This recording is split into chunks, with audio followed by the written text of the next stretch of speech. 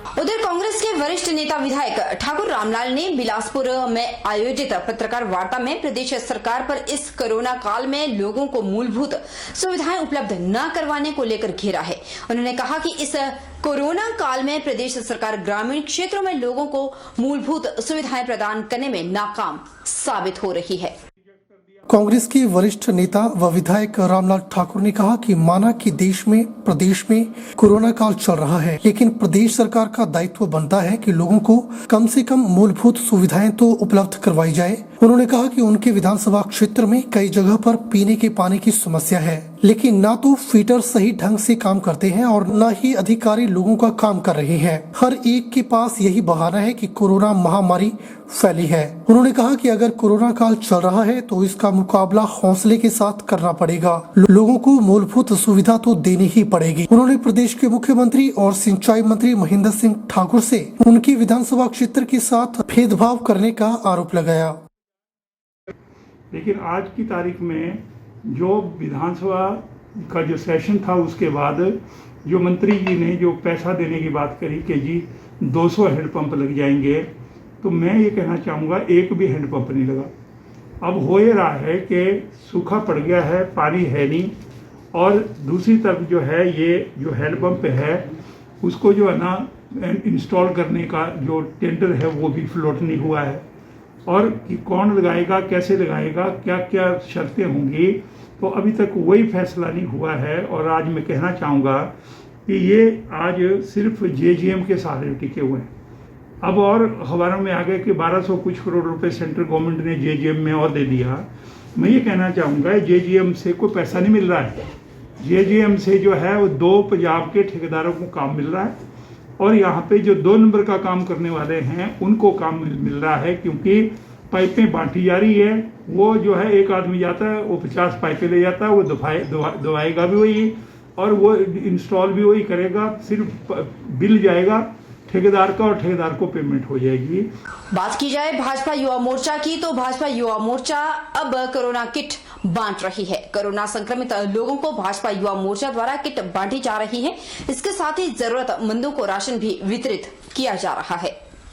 हिमाचल भाजपा युवा मोर्चा सचिव भवानी पठानिया ने कहा कि मुख्यमंत्री जयराम ठाकुर और वन मंत्री राकेश पठानिया के प्रयासों से हमें संजीवनी किट प्राप्त हुई है, और इसके साथ ही हमने अपनी तरफ से राशन किट भी तैयार की है। यह राशन किट हम कोविड प्रभावित लोगों और जरूरतमंदों को दे रहे हैं। संजीवनी किट हर कोरोना पॉजिटिव मरीज को दी जा रही है। आज जसूर, कमलाना, फलून, कंडवाल पंचायत और नूरपुर विधानसभा की हर कोविड परिवार तक इसे पहुंचाएंगे और लोगों की हर संभव मदद करेंगे। वैसे सब लोग इस बीमारी के बारे में जान चुके हैं कि कैसे बचाव रखना है, लेकिन फिर भी हमारी सभी लोगों से अपील है कि कोरोना प्रोटोकॉल के दिशा निर्देशों का सही तरीके से पालन करें।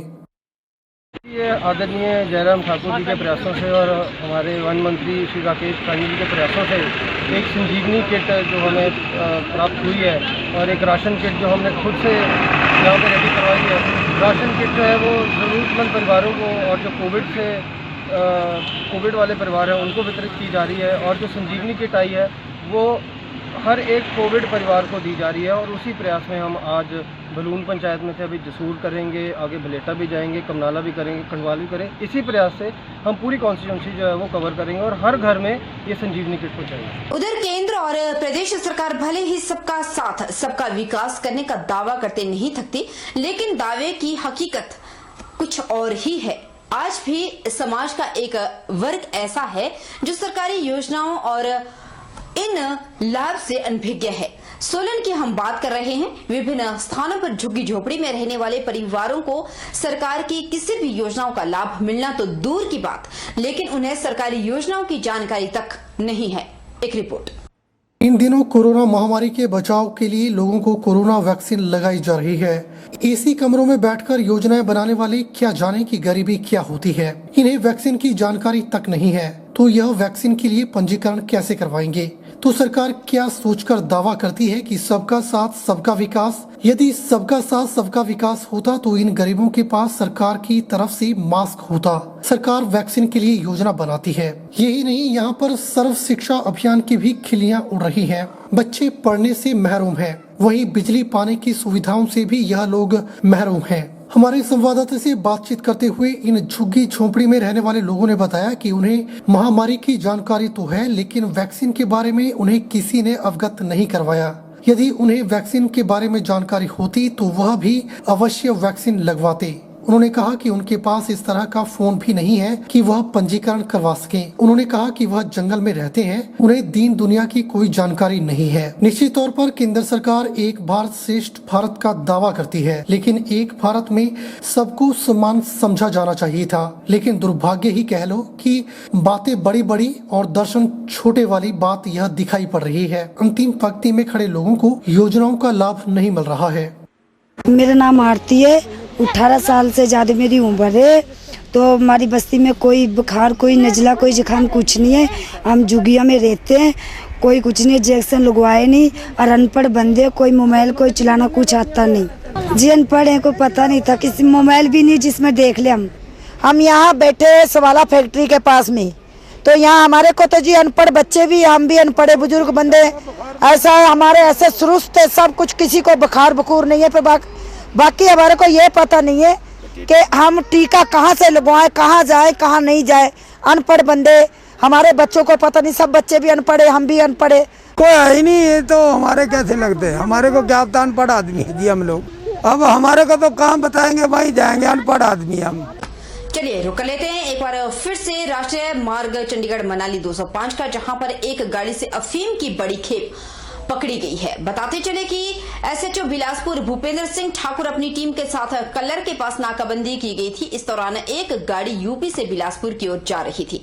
गाड़ी नंबर यूपी 5954। जब पुलिस ने गाड़ी को रोका तो चालक दिलीप कुमार पुलिस को देखकर कुछ घबरा गया, जिसमें 2 लोग सवार थे। जब गाड़ी की तलाशी ली गई तो गाड़ी से 5 किलो 24 ग्राम अफीम बरामद की गई। दोनों व्यक्तियों को पुलिस ने हिरासत में लिया है और एक व्यक्ति दिलीप कुमार जिला बिलासपुर का रहने वाला बताया जा रहा है। दूसरा व्यक्ति जितेंद्र कुमार यूपी का बताया जा रहा है, जिसमें चालक दिलीप कुमार गाड़ी चला रहा था। पुलिस ने कलर के पास शक के आधार पर उसे रोका और अफीम गाड़ी से बरामद की गई। आगामी कार्रवाई शुरू की गई है। डीएसपी राजकुमार ने मामले की पुष्टि करते हुए कहा कि अफीम की कीमत लगभग 20 लाख रुपए आंकी गई है। इस मामले में दोनों आरोपियों को हिरासत में ले लिया गया और आगामी कार्रवाई शुरू कर दी गई। ये सर, आज सुबह हमारे पास पुलिस थाने में इंफॉर्मेशन आई थी कि एक ट्रक जो है यूपी से यहाँ हिमाचल में कलर के लिए आ रहा है और इसमें अफीम की इंफॉर्मेशन आई थी, जिस पर थाना की टीम एसएचओ की अगुवाई में यहाँ पहुँची थी तथा मुझे भी जो है सूचित किया गया था। तो मैं भी यहाँ मौके पर आया हूँ। तो इस ट्रक में कुल 2 आदमी बैठे थे। एक हिमाचल यहाँ कलर का ही है, पट्टा जगह का, और दूसरा आदमी जो है बिहार का है। तो जो हमारे पास इंफॉर्मेशन थी उस हिसाब से इस ट्रक में टूल के ऊपर सर्च की गई है, टूल बॉक्स के ऊपर। तो टूल बॉक्स के ऊपर जो है हमें अफीम जो वो बरामद हुई है और इस अफीम की को जब तोला गया तो ये 5 किलो है, 5 किलो 24 ग्राम है।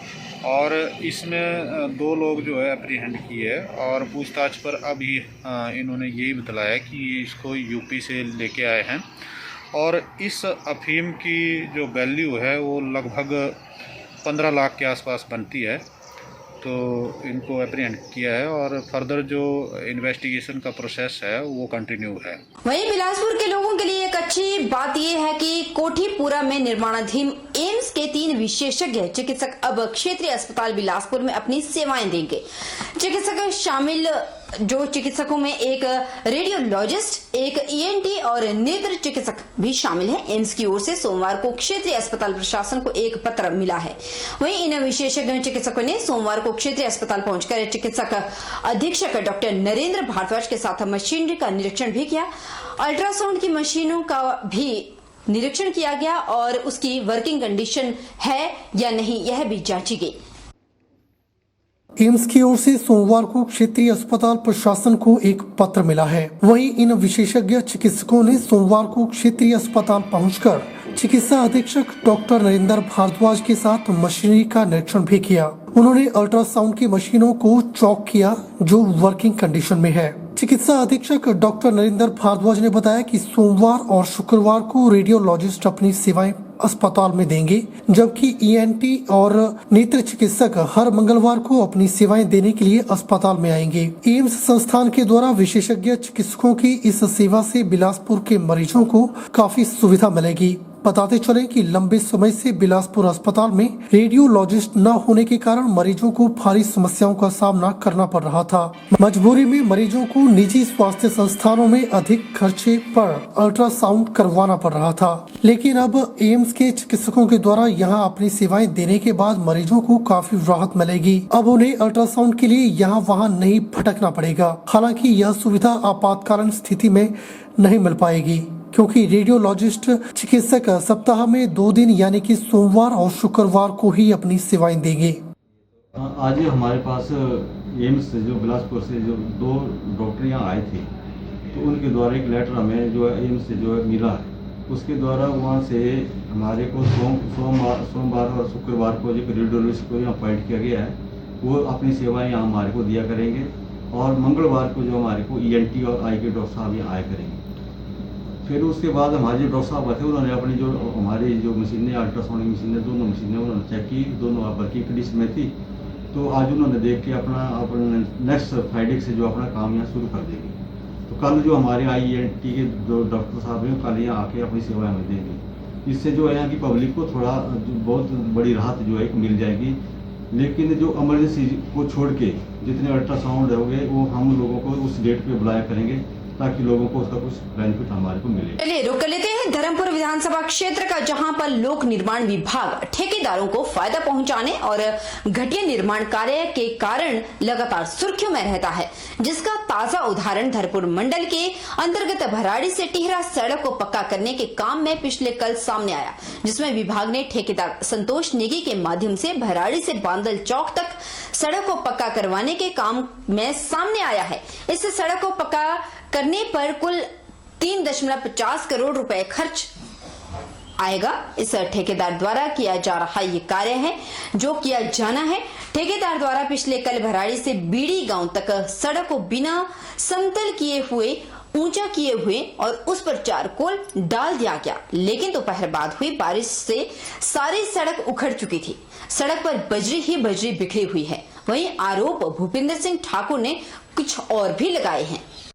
उधर सीटू नेता भूपेंद्र सिंह ने आरोप जड़ते हुए कहा कि इन ठेकेदारों को राजनीतिक संरक्षण प्राप्त है। इस ठेकेदार की घटिया किस्म के निर्माण कार्य के खिलाफ कोई कार्यवाही न करके इसकी लीपापोती करने के लिए आज सुबह 9 बजे से पहले ही विभाग के दर्जनों मजदूरों को उखड़ी हुई बजरी को इकट्ठा करने के लिए यहाँ लगा दिया गया है। इससे प्रमाणित हो रहा है कि धर्मपुर में मंत्री के संरक्षण वाले ठेकेदार बेलगाम भ्रष्टाचार कर रहे हैं और घटिया निर्माण कार्य करने पर उनके खिलाफ अधिकारी और कर्मचारी भी डरते हैं। पूर्व जिला परिषद सदस्य भूपेंद्र सिंह ने कहा कि धर्मपुर में लोक निर्माण विभाग भ्रष्टाचार का अड्डा बन गया है और सभी ठेकेदार जो सत्ताधारी पार्टी से जुड़े हैं कहीं पर भी नियमों के अनुसार काम नहीं करते हैं और उन्हीं को फायदा देने के लिए यहाँ मंत्री 3 साल से एक कार्यवाहक एक्शन लगाया हुआ है। भूपेंद्र सिंह ने बताया कि भराड़ी से टिहरा सड़क को पहले की तुलना में ऊंचा करके बनाया जाना है और ये सब टेंडर की शर्तों में शामिल है, लेकिन ठेकेदार ने वैसा नहीं किया है और लगभग